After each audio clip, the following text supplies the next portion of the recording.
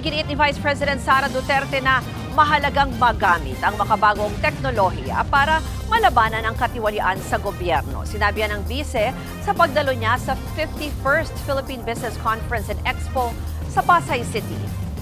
At live mula sa Maynila na sa frontline ng balitang yan, si Camille Samonte. Camille, ano pa ba ang ginawa dyan ng Vice at mga sinabi niya?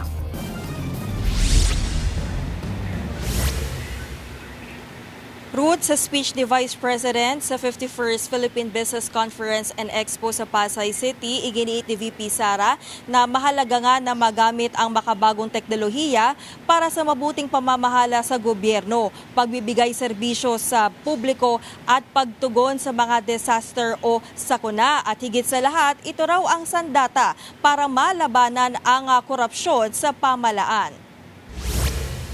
Sinabi yan ng Vice sa harap ng mga negosyante na lubhang nababahala sa epekto ng flood control scandal sa tiwala ng publiko. Giit ni VP Sara, sa pamamagitan ng digitalization at pag-automate ng mga government transactions, mapipigilan ang mga backdoor transactions at unconstitutional budget insertions. Mapipigilan din daw umano nito ang mga tiwaling opisyal na gamitin ang pera ng taong bayan para sa personal na interes at political ambisyon.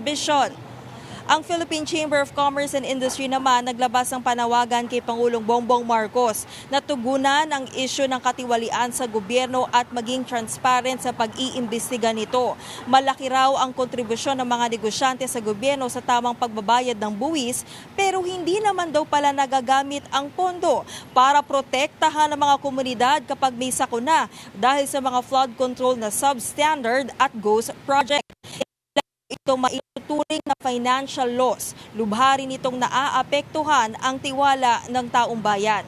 Gusto rin ng PCCI na bigyan ng kapangyarihan ang Independent Commission on Infrastructure o ICI para masakdal ang mga mapapatunayang sangkot sa anomalya. Narito ang pahayag ni VP Sara at PCCI President Mangyo.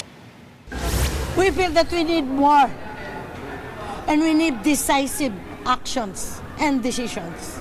We don't want cover-ups. We don't want railroading.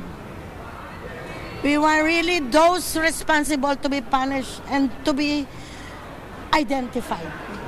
And the only person that can really do that by appointing those that are really into it, in addressing it, is our president. As we digitize, we automate our processes, make data and all government transactions seamless, borderless, and transparent. And we leave no room for scrupulous backdoor transactions.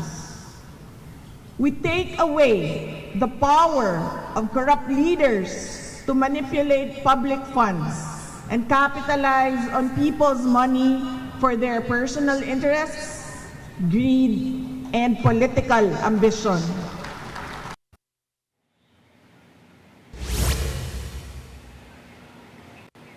Ruth, upaasa ang PCCI na pakikinggan ni Pangulong Bongbong Marcos ang panawagan ng grupo ng mga negosyante. Naimbitahan daw si Pangulong Marcos dito nga sa Business Expo pero hindi raw siya makakadalo, kaya tanging si Executive Secretary Lucas Bersamin na lamang daw ang magbabasa ng mensahe ng Pangulo. Ruth? Yan po ang Express Report ni Camille Samonte.